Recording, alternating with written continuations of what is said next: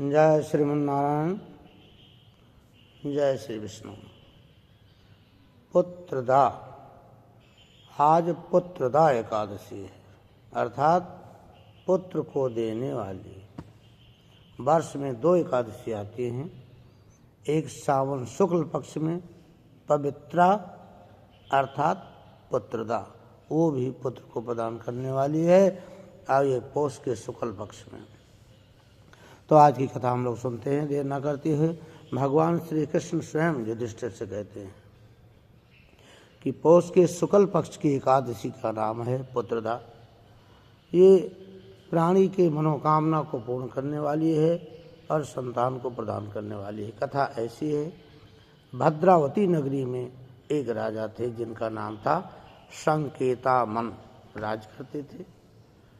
उनके राज में कोई भी कहीं किसी प्रकार की कोई दिक्कत नहीं थी, बस राजा की कोई संतान नहीं थी, इसकी चिंता उन्हें दिन रात रहा करती थी। द्वार पर चिंतामणियों का प्रकाश था, भव्य स्वर्ग के सुख उनको नरक के समान दिखते थे, क्योंकि उनके बाद में कोई पितरों को जल देने वाला नहीं था, इसलिए बड़ी चिंता थी। पुत्रेष्टि यज्ञ करवाया। पुत्रेष्टि यज्ञ करवाने से पुत्र की अवश्य प्राप्त होती है, परंतु कहीं कुछ नहीं हुआ। लाखों प्रकार के पूजन, आशीर्वाद, कुछ काम नहीं बना। हार थक करके मन में विचार करने लगी, अब क्या करूं क्या न करूं, आत्मघात कर लूं तो ये भी बड़ा पाप है। ऐसा सोचते हुए एक दिन वो शिकार खेलने के लिए जंगल की तरफ चल पड़े। बहाना शिकार का था, लेकिन कोई रास्ता मिल जाए। रास्ते में एक सरोवर मिला, जिस सरोवर में अनेक प्रकार की मेढक मछलियाँ कलरव कर रही अपने परिवार पुत्रों के साथ। उन्हें देखकर कहने लगे, मुझसे अच्छे तो ये हैं। आगे बढ़े तो उसी सरोवर के किनारे संतों के आश्रम बने थे। महात्माओं के पास गए और प्रणाम किया। वे हे भूधर देवता, कहते हैं जहाँ कोई काम ना हो, ब्राह्मण दिल से चाह ले तो काम बनता ही है। क्या बात है। नेत्र बंद किया, उनको सब मालूम हो गया राजा किस लिए आए हैं। कहने लगे, अब चिंता मत करो, जाओ स्नान करके आओ। स्नान करके आए और संजोग बस उसी दिन ये एकादशी थी।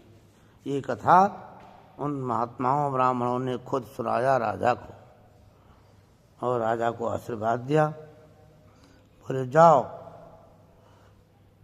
आप ये एकादशी का व्रत आपने पूरा विधिवत से करो और अपनी पत्नी को करवाओ। आज विश्व के देव बोले, हमारी बात सत्य होगी।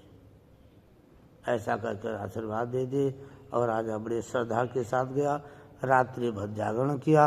अगले दिन ब्राह्मणों को बुलाया, भोजन करवाया, सब जितने यहाँ साधु संत थे। उसके बाद स्वयं भोजन किया। ठीक 9 महीने के बाद में पत्नी तो गर्भवती हो गई, अगले महीने ही 9 मास के बाद में संतान बालक पैदा हुआ। सबसे पहले गए उन ब्राह्मण को प्रणाम किए, आशीर्वाद लिया, और बड़ा धैर्य मिला उनको। कथा सुनने से भी स्वर्ग की प्राप्ति होती है। तो उस राजा की कृपा राजा पर ब्राह्मण ने किया, और दिल से किया तो कार्य उनकी जरूर सिद्ध हुए हैं। इस दिन लक्ष्मी नारायण भगवान जी की पूजन करना चाहिए, क्योंकि लक्ष्मी नारायण भगवान का जो मुख है वो ब्राह्मण है। ब्राह्मण सुमुखमासीद आहुराजन्नः कृता, यानी ब्राह्मण के मुख में जो कुछ डाला जाए वो सीधे भगवान को मिलता है। यहाँ ब्राह्मण से द्रोह करते हैं लोग, कई जगह देखा जाता है। तो इसलिए श्रद्धा हो दिल में भी, बनावटी से नहीं, श्रद्धा भावना से अगर किया जाए तो कहना ही क्या, गाय के दूध का आहार लेना चाहिए आज के दिन, और व्रत करें। जो व्रत ना कर सकें, आसक्त जन हैं, उन्हें भी ये कथा अवश्य सुनना चाहिए। इस कथा सुनने से पुत्रेष्टि यज्ञ के फल की प्राप्ति होती है।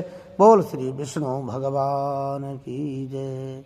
हाँ, ये कथा खुद सुने और अपने दोस्तों को सुनाएं, जिनके बच्चों के विवाह हो चुके हैं और बाल गोपाल होने का समय हो रहा है, चाहते हैं कि संतान हमें मिले और कुशल संतान मिले, पुत्र भी मिले।